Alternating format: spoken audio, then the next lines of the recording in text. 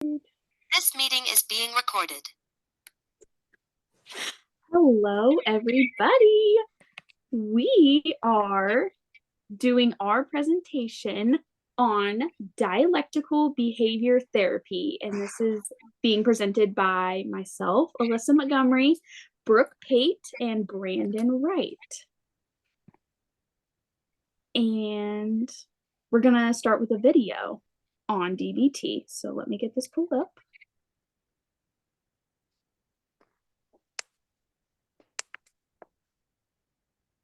Oh, Jesus.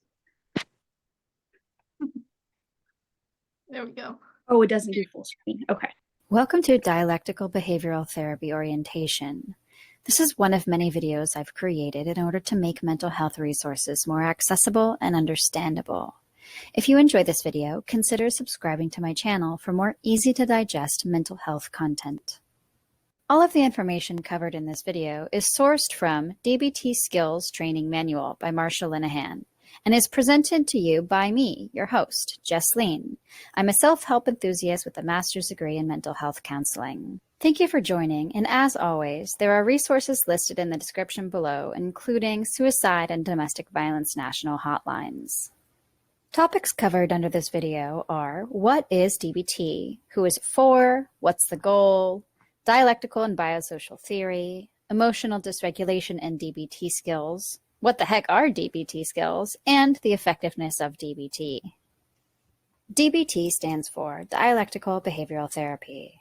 Dialectics is a way of both viewing things and a treatment approach. Behavioral therapy is an approach for changing unwanted behaviors through examining thoughts, core beliefs, and is action-oriented.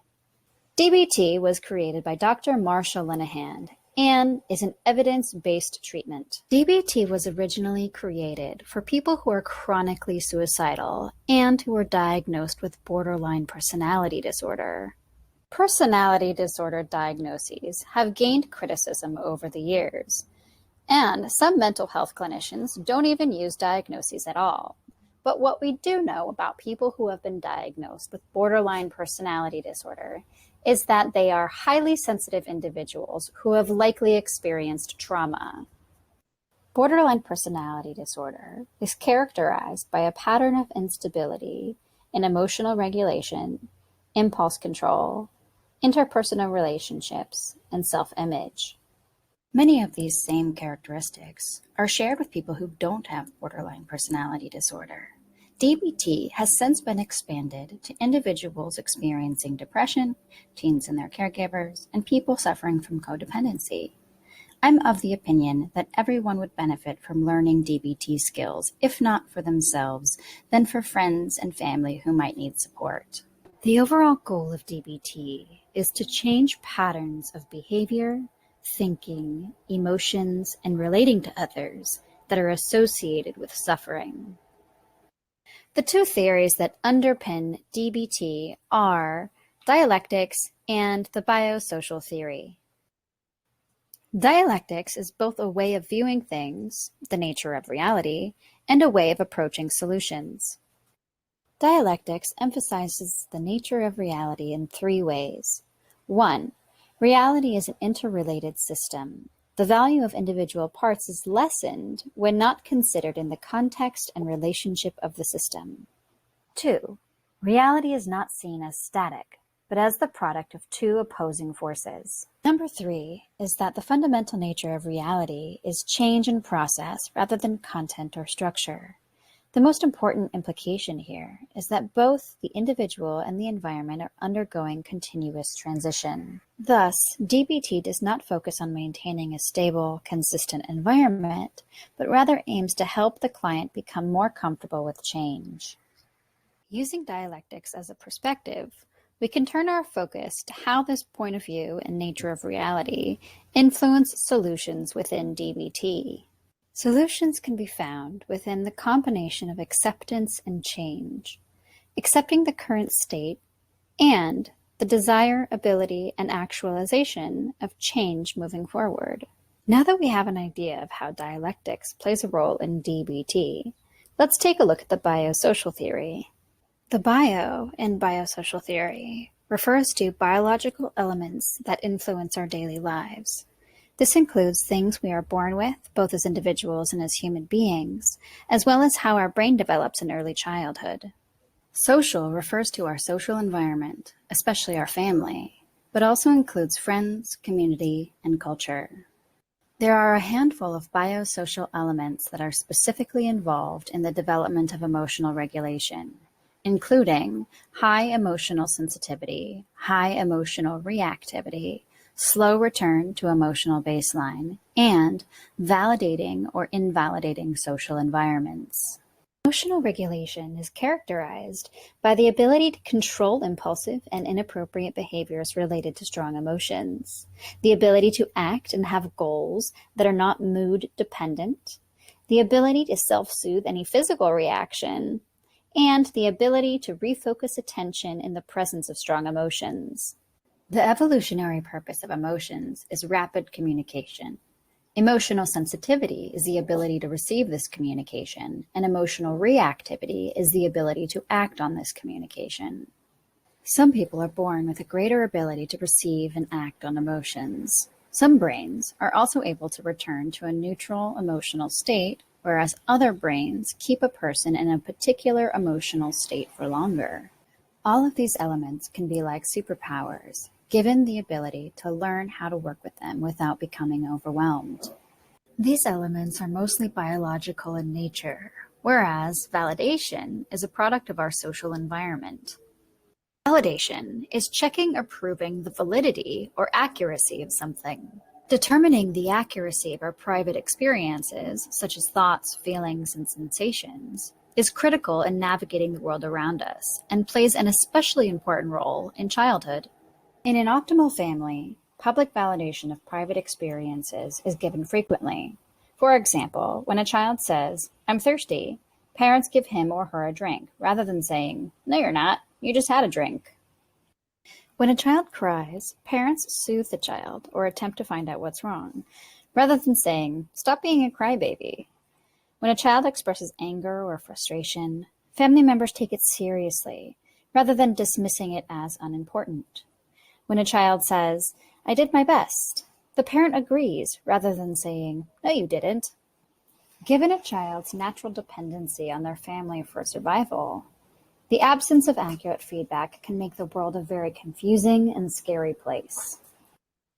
Each of these. All right.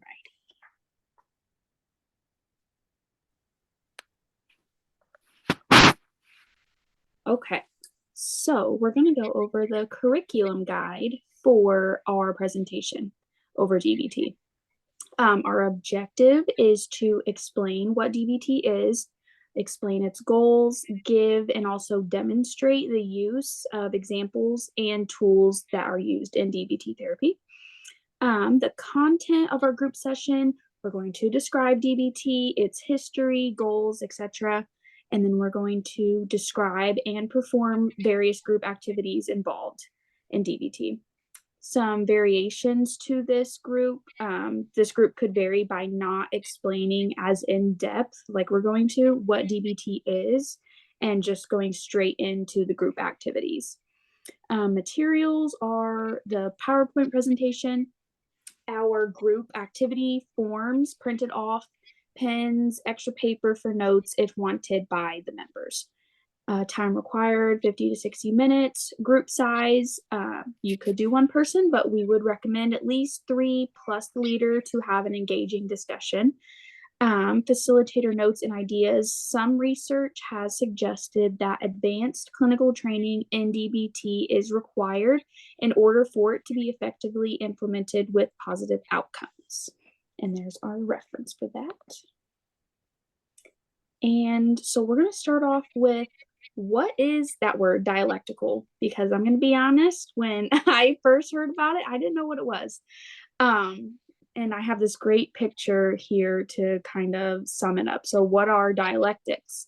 It's that balance between change and acceptance, because you have to have that balance.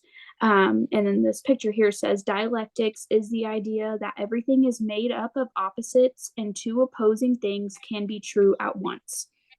Integrating and balancing opposing things such as change and acceptance is central to dialectical behavior therapy. So, what is it? DBT is an evolution and an adaptation of CBT, cognitive behavioral therapy, that blends several other ideas such as mindfulness practices, dialectic philosophy, and motivational enhancement approaches. It emphasizes empowering clients to have the lives that they want to live and offers concrete skills to achieve greater happiness, peace, and stability. And DBT was pioneered by psychologist Dr. Marcia Linehan of the University of Washington to treat her severely suicidal BPD, borderline personality disorder, patients. And on the right, there is a picture of Dr. Marcia Linehan. Why behavior therapy? Significant research has been done in the last 30 years that validates this variation of behavior therapy, which recognizes the role of cognition or thinking processes in human behavior. Maladaptive behaviors are acquired through learning, therefore they can be modified through additional learning. And there are 3 learning processes involved in this. The first one is operant conditioning, which involves positive and negative reinforcers. Respondent conditioning, which we've all probably heard of when you think of psychology. The classic or Pavlovian conditioning. You think of the dog and the bell and salivating and all that. And the third one is modeling, which is just observation, which you can think of children observing their family members or their friends at school. That's how they learn. That's what modeling is. Changing one's thoughts will often change one's feelings and behaviors, and that is an important part of behavior therapy. Some goals of DBT include encouraging clients to balance their emotions and their thinking.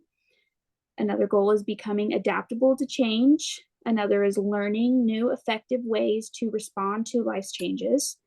And another is helping clients understand how their thought patterns influence their feelings and behaviors, and then to identify and change those patterns. Instead of focusing on changing stressors or situations beyond their control, clients are encouraged to modify the one thing they can control, how they interpret and deal with those situations that are causing them distress. And this is from a case study of just some different DBT skills. There's acceptance skills and change skills. And when you're thinking of acceptance and change, you're thinking of that, the balance. So acceptance and change, you have to have that balance. Under acceptance skills, there's mindfulness, distress tolerance, and then under change skills, there's emotion regulation and interpersonal effectiveness. And then there under mindfulness, there's observe, describe, participate, non-judgmentally, one mindfully, and effectively. And this is an example of a distress tolerance DBT skill. It's called the TIP skill, so TIP. It was developed by translating research on how to activate the body's physiological nervous system for decreasing arousal or anxiety, either through temperature, exercise, effective breathing, and muscle relaxation. So the T stands for tip your face into cold water, I stands for intense exercise, P stands for paced breathing or paired muscle relaxation. And I actually do the paced breathing one when I am anxious. Paced breathing, like breathing in for 4 counts, holding it for 4 counts, breathing out, that really helps me. So that is a distress tolerance one. And here is another video. Uh-oh.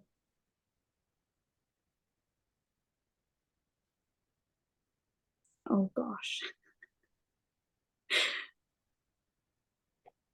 Let me figure this out.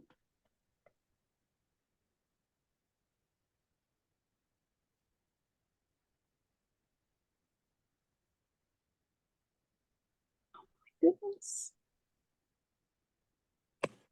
We're just going to go to my YouTube here.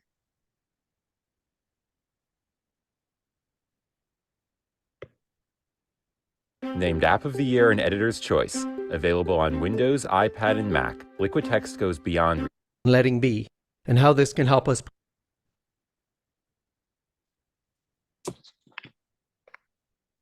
Now we're going to look at the idea of allowing and letting be, and how this can help us practice acceptance.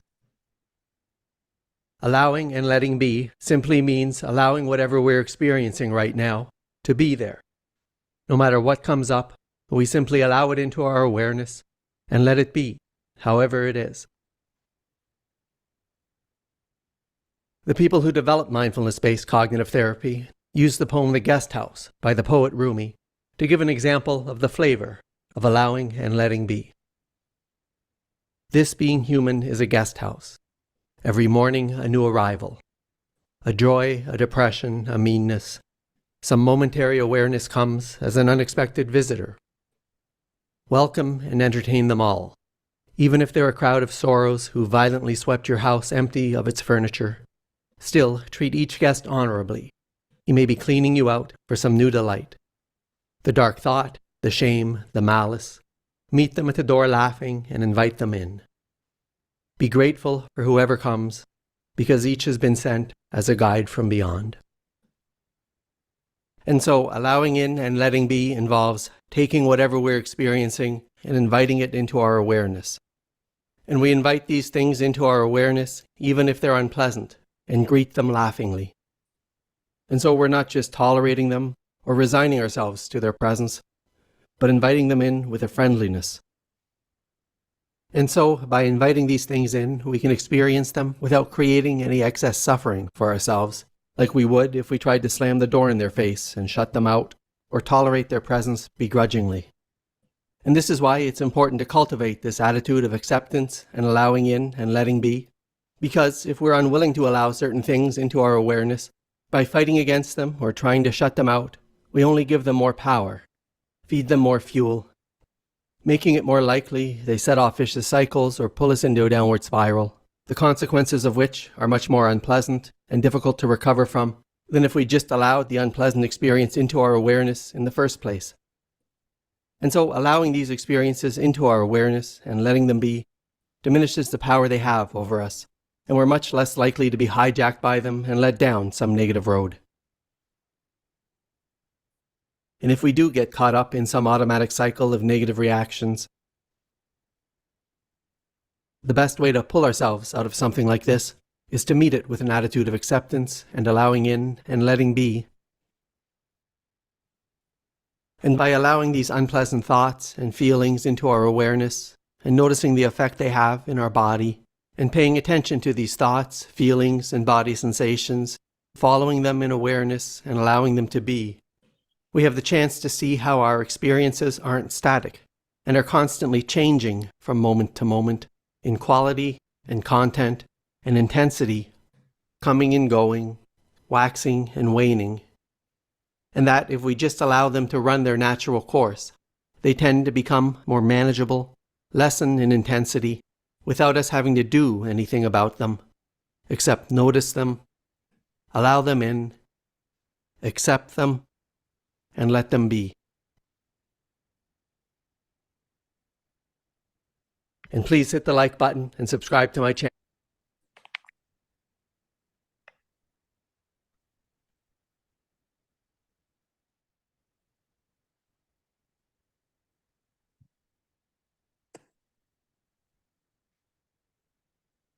Oh my goodness gracious.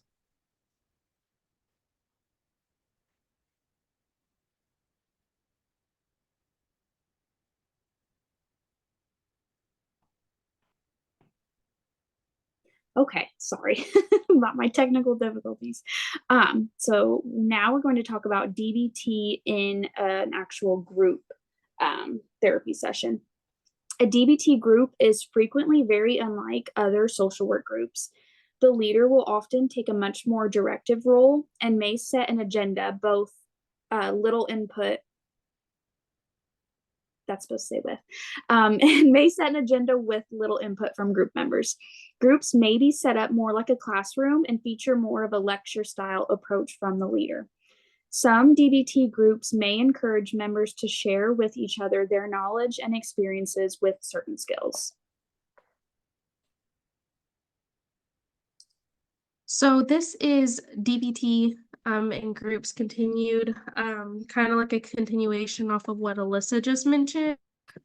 So this therapy, members are asked to complete homework. So some examples of this could be diary cards or worksheets. So when every week they have a diary card, and throughout the week, when they're not in therapy, they will be asked to complete this diary card based on how they handled certain situations as far as their emotions, and what they did and did not do as far as mindfulness skills and that kind of thing. There can also be worksheets implemented into the therapy as well, that the therapist will then talk with the class, with the members about. So the purpose of this is to hold the clients or the members responsible to themselves. It's part of having accountability, being like, I did this or I did not do this. And it's also to document the successfulness of the DBT technique learned. So this way you know if you correctly or efficiently did this skill that you learned in the previous class, or maybe we could use a little bit more work on this certain skill. So usually half of the class can be homework review, and then the other class, the therapist may be talking about different techniques or mindfulness skills that the members can use to help them with stress in daily life. So group members are asked to be open for discussion during therapy. This allows for communication between the group members, between the therapist, and failures are just as important as successfulness. So if you didn't successfully complete a certain skill that you learned in the previous week, that's okay. But you can learn and you can grow as an individual by knowing, okay, well, maybe I didn't do this correctly, or, I need to work on this. And DBT offers support to the group members and teaches the members how to problem solve and openly communicate their emotions. So as adults, we can sometimes have trouble being open, especially to strangers. So this gives, and like Alyssa mentioned in her previous slide, it can be set up more like a classroom, so that can make it more friendly for group members to open up in the therapy.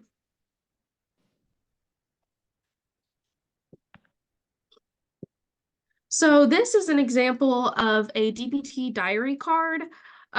So as you can see listed, the first one is be mindful. So the member would circle on what day of the week were they mindful. And then here's, let's see, half a smile or willing hands. How often, if you look at number 7, how often did you use tip? So like Alyssa mentioned in the previous slides, how often did you use tip?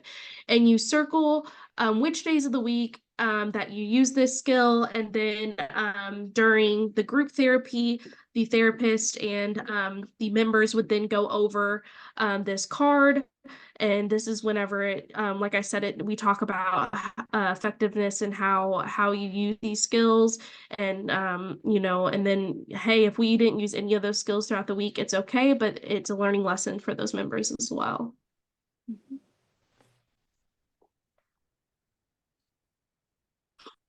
So this is a couple mindfulness skills. So there is please master, dear man, and give. Please master is more for to control. It's for us to have control over our bodies.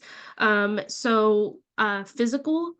So that means take care of your bodies. I mean, know what's happening with your bodies, listen to them. So if you think that you might be sick, or you're getting some kind of infection or something like that, listen to your body, go to the doctor. You only got one body in life, so just listen and take care of your body. The second one is eating. So this can mean just eating healthier, and because it's very common that people, go out to fast food restaurants and buy a bunch of processed foods because that's the easy route. And that's what's readily available. But eating healthier can give you more motivation, can give you more energy. And then the third one is altering drugs. So this can be illicit drugs.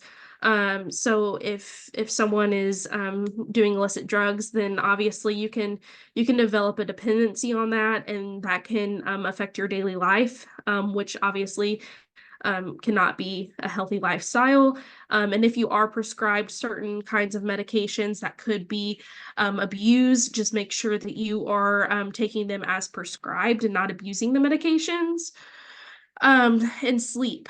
Sleep is very important. I mean, without sleep, that we can't function in our daily lives. So without sleep, we can become irritable, to really anyone around. So just making sure that we get adequate sleep each night. And then exercise. So this could mean like getting so many minutes of exercise a day or so many minutes of exercise a week. And that would also could boost someone's mood and can also give someone more energy. And the mastery is to remember to be mindful of our bodies. So the second one is Dear Man. So that one is more of an assertive way to ask someone for something. So the first one is to describe. So first, someone would describe their situation on what they want or what they need from somebody. The second one would be to express. So this would be expressing your thoughts and feelings, how you feel, why you want this certain thing that you want. A would be assert. So this would mean directly asking for what you want. Be like, I want this or I need this. Not really bouncing around the idea of what you want, but being assertive with exactly what you want and how you want this.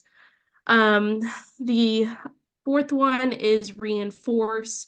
This could be like a pros and cons list about what you want and what you need. And then this could also be about positive reinforcements, and also just, reminding that individual, I really need this because I really need that because. The fifth one is to be mindful. So this is to remember to set a goal, an objective, and to stay on task. So don't get off topic, don't ramble, keep it cut and clear exactly what you want. A is to appear confident. Confidence can go a really long way. So someone can be super nervous about something and fake it till you make it. So being confident can really, that can also align with assertiveness. And then the last one is negotiate. So if you're really needing something or wanting something and that person that you're asking may not be totally on board, you got to be willing to negotiate and compromise. And give is the last one. And this is also someone asking someone else for something, but this is more of a gentle way of asking someone, so not being so assertive. So the first one is G, so that is being gentle, not being assertive. So it's very different from Dear Man. And the I is interested. So that's just making sure that you are fully fully into the topic that you are wanting. You're very passionate about it. You're very empathetic. V is validate. So that, if the person that you're asking has any concerns about anything, just validate what they are saying to make them feel better. And then E is an easy manner. So obviously, like, you're not going to ask somebody to do something for you and you're not going to yell at them, or you're not going to holler at them, or you're not going to use derogatory language. So those are the mindfulness skills that can be presented to people in therapy. And this is just ways that When someone gets into a certain situation, they can use these skills actively to get over the situation that they're in, or to, you know, help calm them down, or just use these skills to get what they need or what they want.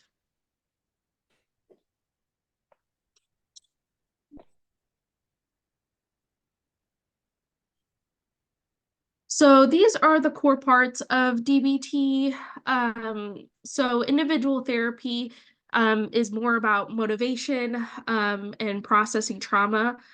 So a lot of the members who who enter DBT, you know, have a lot of past trauma. Obviously, as we've seen in the very first video, that was expressing, you know, thoughts and feelings have a lot to do with people needing to go into dialectical behavior therapy.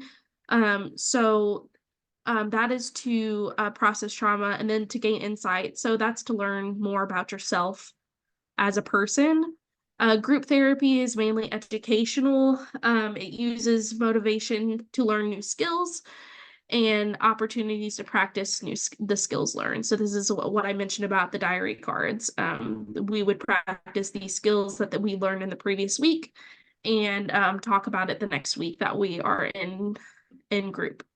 Phone support helps clients with skills transference.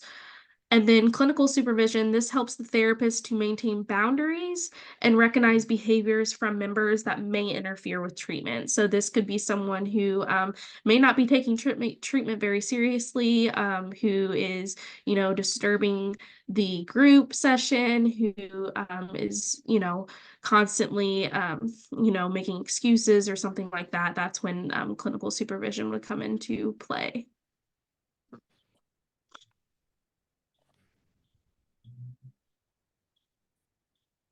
So this is a study conducted on individuals with bipolar disorder. So as mentioned in the first video, it originated with people who have bipolar. So this study, there was 53 participants, 51 of them were women and 2 of them were men. This was a study that was outpatient. And the age range was from 18 to 41 years old. 46 of them were the ones who completed the 12-month DBT therapy.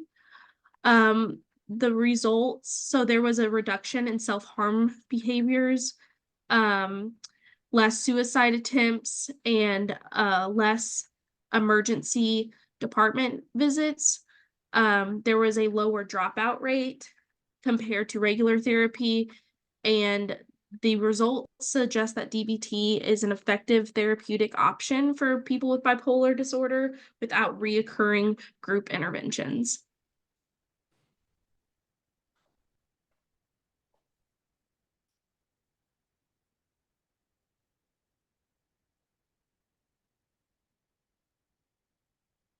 I am just going to mention real fast, my internet is unstable. We are getting ready to hit a storm, so just in case my internet goes out, I will hop back on. So this was another study that was conducted for individuals with anorexia and overcontrol, so people who have trouble eating, or people who overeat. So this study in particular was studied 11 females, only 8 of them completed the treatment. The results is they learned benefits of talking and connecting with others. This goes back to having open communication and learning communication skills. They built trust with the members of the group and with the therapist. They were able to achieve goals, reachable goals. So not goals that, you know, they wouldn't be able to commit to, but they were able to set goals and be able to reach them.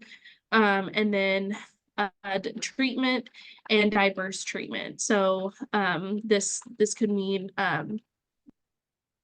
obviously DBT isn't your regular kind of therapy. So this was able to give them more of a diverse view on therapy.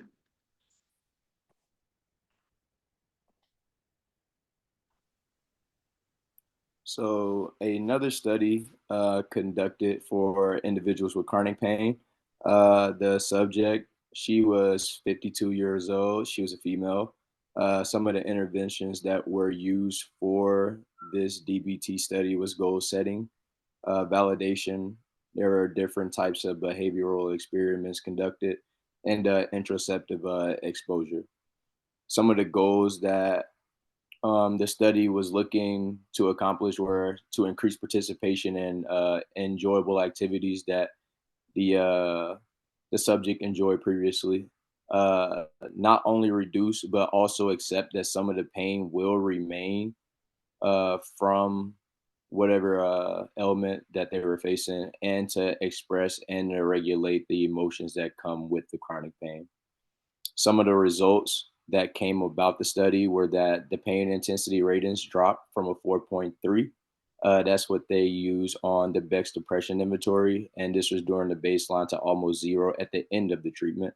The function increased as the patient participated in some of the goal activities that were set. Depression scores were also decreased at pre-treatment to 5 at follow-up, which falls within a normal range.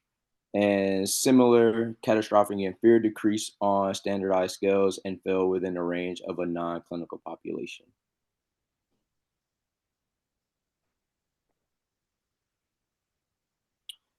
And another study that was conducted for individuals, this was an individual with an opioid dependence, a 32-year-old male. Some of the interventions that were used for this study were medications that included tramadol, clonidine, and oh my God, excuse me, benzodiazepine.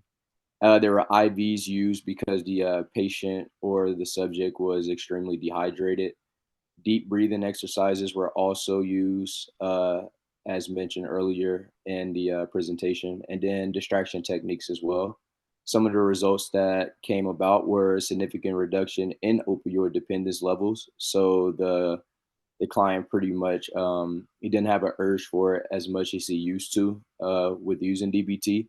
There was better emotional regulation as the subject went through different types of withdrawals, and there was an increased distress tolerance skills. Better interpersonal relationships were a result of the study as well.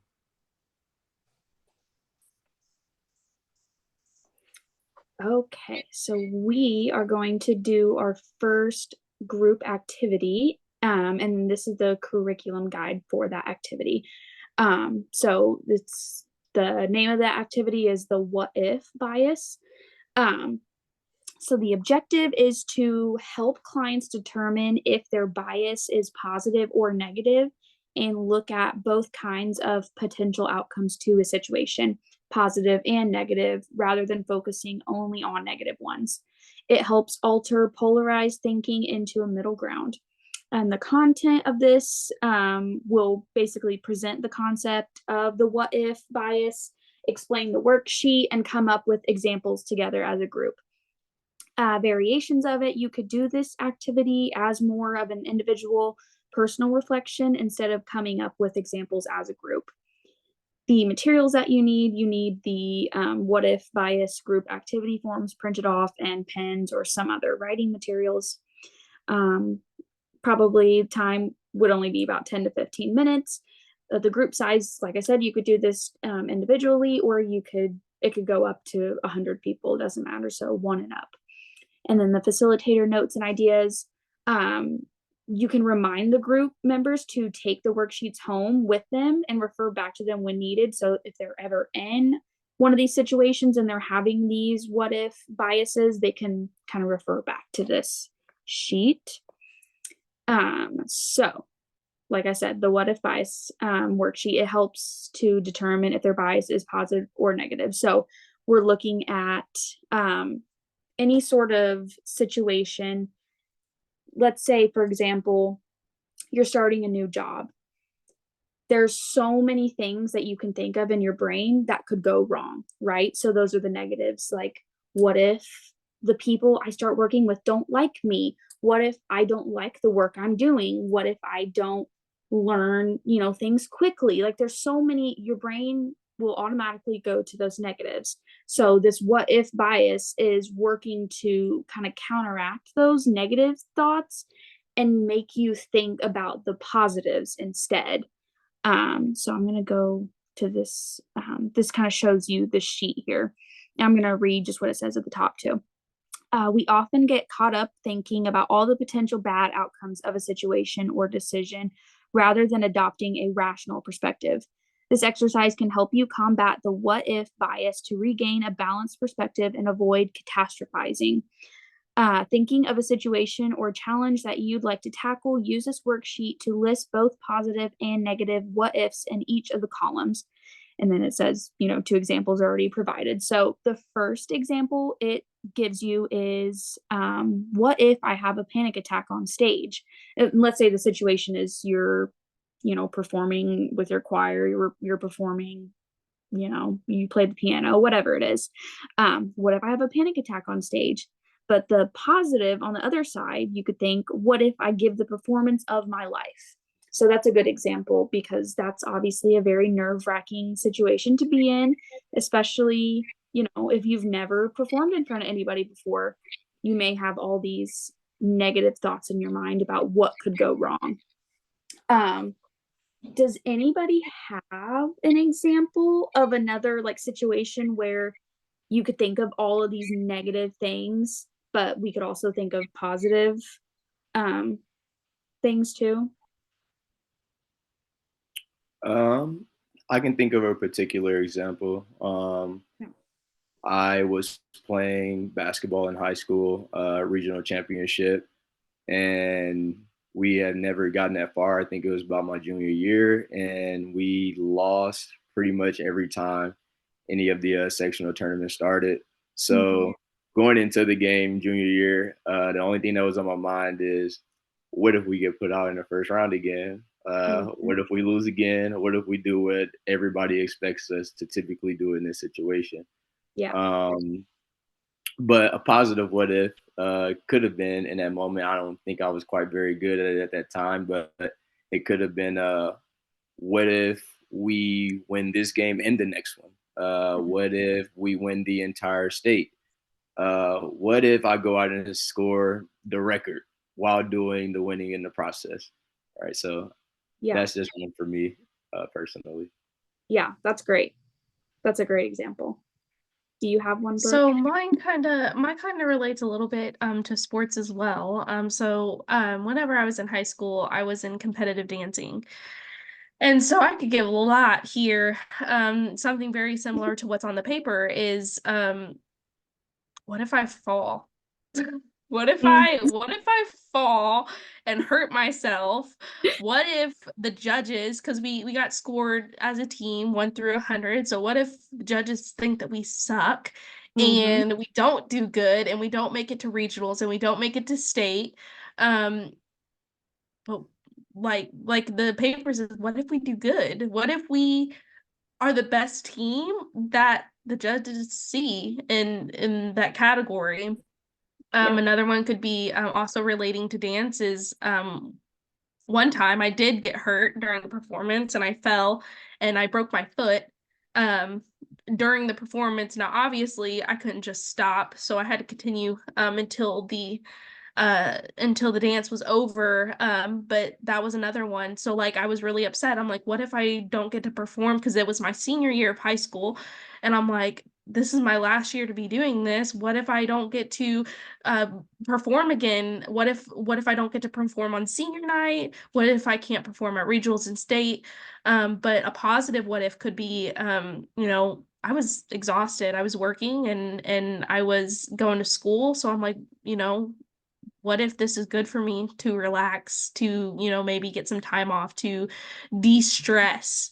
And like Brandon, I wasn't very good at that at that particular point in time, but yeah, those are some. I'm sorry you broke your foot during the dance. That's so terrible. It was bad. Yeah. And it was 30 seconds into the routine, and our routine was 2.5 minutes, so I had to dance on my broken foot for over 2 minutes. Wow. Yeah. That definitely is a negative, but I'm glad You can see a positive, because there is positives even in like the most terrible, situations. But those, you guys had great examples, and I'm glad that you guys both said how when you were in that situation it was hard for you to think about those positives. And that's a great point, because it is almost impossible sometimes to think of the positive when you are in the thick of it. Like if you're going through something, of course the first thing on your mind is not, oh wow, this could like change my life for the better. Like, no, you're thinking of all the negative things, and that's not a bad thing. That is completely natural. That is how our brains work. Our brains are trying to protect ourselves, right? They're trying to get us out of danger and whatever it is. But looking at these situations from an outside perspective and looking at these scenarios objectively, and when you're out of them, it's great to reflect. And it's okay that you didn't think of those positive things in that situation, because now we're thinking of them, and now you can remember this time where you're thinking of those positives in that bad situation and apply that to the next time you're in a negative scenario. I had one more little example. Well, I just wanted to say like one more example. It's just so we can kind of, see a few more negatives and versus positives. Another scenario could be like trying a new hobby. And obviously an obvious what if, a negative what if could be, what if I'm terrible at it? Well, that's probably inevitable to be terrible at something you've never done before. But you can't learn, you can't grow without failing. And I think Brooke mentioned this on another one of her slides, that you cannot grow and learn without the failures. And the failures are not a bad thing. They are not something you want to go without. You want to fail to learn what you're not supposed to do or what you don't want to do. Perfectly normal, perfectly rational. That's why I love this worksheet, because it makes you really sit down and think about your situation. You're allowed to think about those negatives. That's one thing I want to point out. Nobody's saying you're not allowed to be upset about those negatives. You are very allowed. But on the other hand, when we're thinking of that balance, what DBT is all about, we have to think about that positive too, because there is positive on the other end of it. So that is my little thingy, and there you go. Okay, so this is for my group. So this is the curriculum guide. The objective is this activity is for members to grow as a person and allow them to openly communicate, which is very important in DBT group therapy. So the content of the group session, so this activity allows the members to be true to themselves, to be honest with themselves, and allows room for growth, while also taking accountability. Variations, so instead of openly discussing the diary cards, or openly discussing the skills that they learned, members could break off into different tiny groups that could be, 3s, 4s, however you want to do it, discuss the positive changes that could be made, and then come back together as a group and talk about it. So for this particular activity, there is no materials required. Members can bring their diary card from the previous week. This group activity will probably take about 10 minutes, can range anywhere from 10 to 15. The group sizes, you can have one. I personally would recommend more than one, but you only need one. Facilitators, notes, and ideas. Hold on. This is in the way, I can't see. Be sure to ask open-ended questions to the members to ensure the discussion has an impact. And that is the reference. Okay, so this past week, we talked about Dear Man. which, if you guys do not remember, this past week, Dear Man is the assertive way of asking for someone what you need or what you want. So can anyone give me an example of how you guys used Dear Man in this past week? Yes, I did. I actually just got a promotion at work, so I have like a new title basically. But the problem was my manager, we signed our offer letters and whatnot. Oh no, I'm sorry. This was before we signed our offer letters. We had our interviews. We were told verbally that we got the job. But we didn't have an offer letter to sign yet, so we weren't getting compensated because we were supposed to get a pay raise for this new position. So anyway, long story short, I needed to have a conversation with my manager and say, hey, like I need, I kind of need this extra money. You've told me verbally that I got this position, but nothing's been done like on paper, nothing's been done officially. So I was very, very nervous to have this conversation because I do not like confrontation at all. So, but I remember thinking, like going into it, I was like, okay, I just need to lay out exactly what I need. So I described, what I needed from him, which was I needed him to explain the situation to me. Where are we at in the process? I was assertive. I know the A was for assertive. I was assertive, but I was also respectful, obviously. But I didn't beat around the bush. I was like, hey, I don't know where we're at. I'm lost. I need you told me I got the job, but we need to get this paper signed so we can get, our raise and all that stuff. So yeah, I remember I was nervous going into it, but I figured it out at the end. So that was my. To me, it sounds like you handled the situation pretty well. As Thank you. far as making sure that you stay respectful, that situation can be very difficult.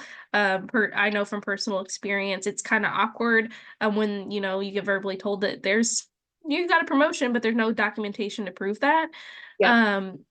And so, did you handle this in a good way, or a bad way? It sounds like you handled it in a very professional manner from what you Yes, have told me. that's Okay. what I would say. I would say a good way. It So definitely how could are have you? been a lot worse. Yeah. So how are you feeling during this time? This can mean prior to talking to your supervisor, during and after. How are your feelings on that? I was very nervous before. I was very nervous during, but during I was trying to remember like, hey, I'm not in trouble. I'm not in danger, like trying to, tell my brain all those things. Like, I'm just having a conversation with my boss, like it's not a big deal. And then afterwards, obviously I felt a huge weight off my chest. Like, I finally said what I needed to say and realized it was not that serious. It was not that deep and I got my answer. So I felt much better afterwards, for sure. Yeah, it sounds like that's something that you could be proud. You'd be proud of yourself. You stepped up. You Thank did a you. big thing that, I mean, some people probably would have just sat back and just waited until the Yeah. documentation was ready. Yeah. So what are your thoughts on this interaction afterwards? I do wish that I would have had a little more confidence in myself because, like I said, I was super nervous before and during it. I wish I would have, like, I think it's okay to be a little nervous beforehand, but I wish I would have been more confident, like I said, during, because I feel like I definitely, was fumbling over my words and not making eye contact and things like that during it. So I want to work on that because I don't want to, I want to be confident. I don't want to be rude or anything, but I want to be confident. I want to be having a normal conversation and not be scared about like what the conversation is about. Yeah. Yeah. And then you just ask how you can improve. So we're all human, and not a lot of people like interaction, confrontation, that kind of thing. And it can be very intimidating, going to your boss and be like, hey, you owe me money. Yes. Yeah, so it sounds like you handled this situation very well. I tried. Thank you. Thank you. You're welcome. Okay. Do you want me to stay on this slide for Brandon? No, you can, Brandon, do you have anything or do you want to go to the next slide? Yes. So I had a particular situation. It was sometime probably like last year. It was pretty simple though. It was more or less trying to figure out exactly what side of town to live on. So it was between me and my girlfriend, and I was just kind of the place that was picked out. I was like, this place. The house looks really really nice, but the area, it just doesn't really seem to fit the house at all. Like it's not very safe. More crime than not happens in Mm-hmm. this area, and those are pretty much my concerns. And the concerns on the other hand for her were like pricing and stuff like that. So obviously, the certain part, I was just like, listen, like I don't care what kind of house we live in, what kind of apartment. It Mm-hmm. just has to be in an area that I don't feel like I have to look over my back all the time. And I reinforced that obviously for situations like that, like living for a lot of people, some people really are more keen on pricing. I'm one of those people. I just feel like you kind of pay what you get what you pay for.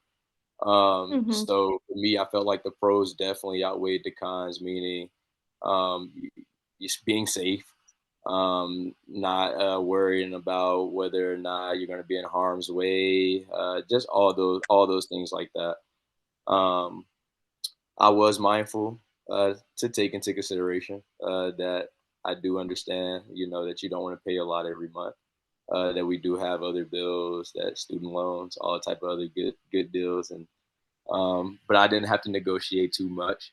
I was able to I was able to avoid that step in the process. She seen my point of view more than hers to be a little bit more a little bit more in a way of understanding, I guess. Yeah. So, during the situation, were you nervous? How were your emotions during this time before you stepped up and you're like, "Hey, I really don't think that this is the best match for us." Well, yeah, it was more or less like I didn't feel bad, but I didn't want her to feel like she wasn't being validated. Uh, Mhm. More or less about how she felt about it more than anything. My only thing that I felt was I just wanted to be safe, and Yeah. I think for her is I just wanted to make sure she understood like, hey, I know we'll pay a little bit more, but I'll make up for it. Like I guess I did kind of negotiate at some point or another because I told her like I guess I'll pick up a couple more shifts here and there, or I'll do this right here to bring Mhm. in a little extra income. So, Yeah. but I just wanted to make sure that she felt validated. I think that was my only concern in terms of feeling bad or out of the way. Yeah. So, do you think that there is any way that you can improve next time something like this were to happen? And that obviously a house probably wouldn't happen, Yeah, but like maybe if there's something that she wants to buy or something like that, is there a way that you I could would probably say. improve? Yeah, I would say probably being more involved in the house picking process in the first place. I'm one of those people. Mhm. I'm just kind of like, I trust your opinion. You pick it. I'm all for it. I'm just kind of like that. Yeah. But I think next time I should actually sit down and actually look. So, because I'm one of those people like I'm looking at everything else that's not the house itself. She's looking at the house itself and the aesthetics of all of that stuff. I'm looking at everything that's surrounding the house itself. So just being more involved in the process. Okay. Awesome. It sounds like you handled that very well. Thank you. And I'm sure she felt validated because your goal was not to upset her or make her feel like she picked out a bad house. It was just to make sure that y'all are safe and be like, hey, I don't think that this is the best match, but how about we try this? instead. Absolutely. Sounds like you did a good job.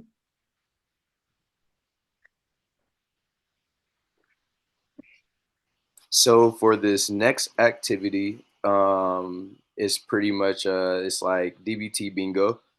So the curriculum guide, this activity, the objective, is a way for members to identify the appropriate emotions that they are feeling at a particular moment.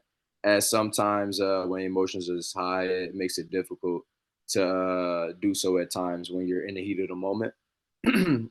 The content of the group session, this activity allows members to help differentiate different emotions through personal experiences, all while learning to accept those feelings in the process by looking deeper in that moment. Variations, which will actually be the version that we'll use for the group activity. Instead of the group leader calling out spaces on the bingo board, which we know how bingo typically is played, members can just volunteer if they choose to raise their hand and pick an emotion that they like to intel on, that they may see on the board, and maybe it's just like hinging on their mind, they just really want to get it out. Um, Obviously, DBT is more like group leader led, where their input is more direct, but with this activity it kind of gives more space for members to have that opportunity to express themselves without it going in like that main structure, I should say. The materials we typically use: bingo cards, a marker, a pen, just to keep it with your spaces, or if we're doing it the way that we'll be doing it with variation 2, just ourselves. The time required, about 10 to 20 minutes typically. The group size, we're going to need about at least 2 members. And the facilitator notes and ideas to remember: allowing members to speak about any emotion when comfortable. This may be after they see other members speak before them. Just because there's a structured activity within a group doesn't necessarily mean that people will want to participate just because they have a spot on the board or because their name got called, or the group leader is trying to encourage them, but we have to also give them that space to be able to elaborate when they feel most comfortable.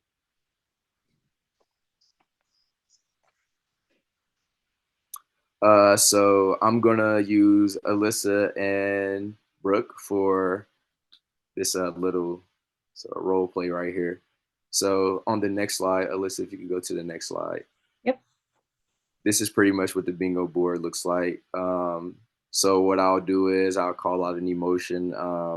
If one of you felt to elaborate on a time where you felt that emotion, and then elaborate on how you felt like you grew from experiencing that emotion at that point in time, now that you can look back on it. So let's go with worry. I Oh, you want to go? no, go ahead, Brooke. Go ahead. Okay, worry. When I got my new job, I work at a rehab center for mothers and children. So, I was applying to this job and I was worried that I would not get hired on, because it's hard to find a job in the human services field when you only have an associate's degree. And I needed that experience, to, get further my career. So I was worried about, getting that job. Okay, let's go for G. Well, actually, back to that. How did you grow from experiencing that emotion in that moment?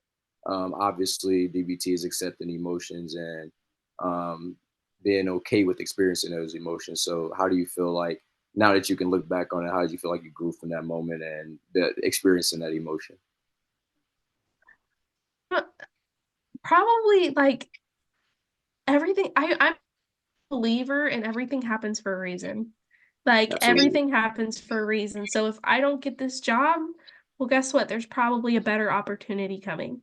absolutely, So that was probably what, like, that's what I thought. I'm like, it's not the end of the world if I don't get it, because everything happens for a reason. There's probably, if God doesn't want me to get this job, then there's a reason for it.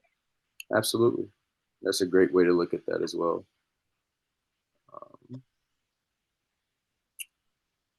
If there are no more examples, we can go to the next activity. So for this activity right here, the curriculum guide, it's a way for members to take a negative moment in their life and try to find a positive that was a result of the moment. So finding the good and the bad. The content of the group session is an activity that allows members to be optimistic despite challenges and to learn and accept the person that they are as a result of the challenges that they had to overcome and are currently trying to overcome. The variation for this activity, it can be put into reversal and members can discuss moments where they experience a bunch of joy. But after they experienced that joy, something bad came from a moment that they felt was really good. I'm not sure if people have experienced that before, but I definitely was excited about something, but something bad happened right afterwards. The required time that we typically do for this activity would be about 10 to 20 minutes. And the group size is about 2 plus. A couple of notes and ideas for the facilitator. Do not pressure members into giving a positive out of a negative moment because this is difficult for some members depending on the event that occurs. So depending on how traumatizing or traumatic an experience or a moment was in a person's life, they may or may not want to talk about whether or not a positive came from that. So this activity revolves around imagery and rescripting. So trauma is painful, and at times there will never be moments in our lives where we find very little positives that are a result of this trauma. So with this activity, each individual will lament on a traumatic experience that they have experienced and how they combated that moment with the positive that was a result of this experience. And don't worry, if the moment is too much, we can move on to another individual or we can move on to a subject that's way much lighter. So do I have a volunteer? I have something if you don't have anything, Yeah, Sure. you Lisa. go right ahead. So my previous relationship, I was with this guy for 3 years, and he was very, very emotionally abusive, and um manipulative and narcissistic, and I was engaged to him, so I almost married this man. And so he would like punch holes next to my face and throw stuff, break my stuff. He had really bad anger issues. So anyways, we had broken up and I was distraught. I mean, I thought I loved this man. I thought I was going to marry this man, but I chose to leave for the better of my mental health, and that way it didn't further into something physical. Um, but I grew so much as a person from that. I learned so much as a person. I set my standards a lot higher. And I learned like I ain't gonna get engaged unless I know for 1000% that I'm gonna marry this man. And I have a daughter now, and she's 7 months old, and I'm still not marrying her father yet. And it's more of just trying to be careful, and I'm learning from the past, and I want to make sure that my decisions are true in what I truly want, and what and putting me first instead of what I think that I want. And so I learned a lot from that, what I don't want in a man and what I do want. And I learned a lot about myself and my mental health as well. Yeah, that's really really deep. I would say the biggest positive is the self awareness and self growth and the willingness to go out on a limb and putting yourself first, right? Like self love. Um, those are actually huge positives, not big positive, not little positives at all. Huge positives as a result of that. So that's really really good for you. There's no one else. Then that's the end of the activity. All right. And I think we're done. There's our references. Thank you, everybody, for watching. If you made it this Bye, far. guys. Oh, let me stop recording. Oh my God.